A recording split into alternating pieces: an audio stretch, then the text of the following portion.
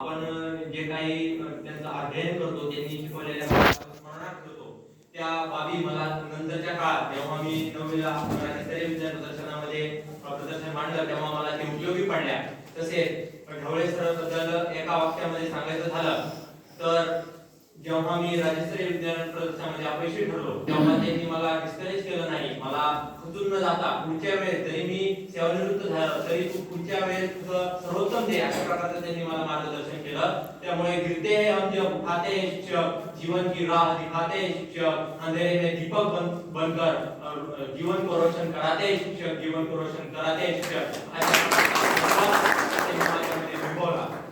अमरावतीमध्ये असताना विज्ञान प्रदर्शनामध्ये अतिशय वेगवेगळ्या प्रकारचे विद्यार्थ्यांनी प्रयोग मांडले तरी सुद्धा ढवळे सर त्या प्रयोगामध्ये ते न पाहता माझ्यामधील त्रुटी आणि माझ्यामधील कमतरता शोधून त्यांचं निरसन करण्याचं काम करत होते. जेव्हा माझ्या प्रयोगामध्ये काही तांत्रिक बाबी ऍड करायच्या होत्या तेव्हा त्यांनी स्वतः अमरावतीच्या बाजारपेठेमध्ये जाऊन जे काही इलेक्ट्रिकल इन्स्ट्रुमेंट असतील ते त्यांनी शोधून स्वतः माझ्या सोबत बसून त्यांनी ते जोडण्याचं काम करून दिलं आणि त्यामुळे मला आत्मविश्वास निर्माण झाला की जरी आपण अपयशी ठरलो तरी ढवळे सर सारखे शिक्षक आपल्या पाठीमागे आहेत. तर माझ्यामध्ये दरवेळेस जिंकणे हा सुद्धा महत्त्वाचा नसतं तर कधी कधी तो आत्मविश्वास तो कॉन्फिडन्स निर्माण होणं गरजेचं असतं की आपण सुद्धा ही गोष्ट करू शकतो.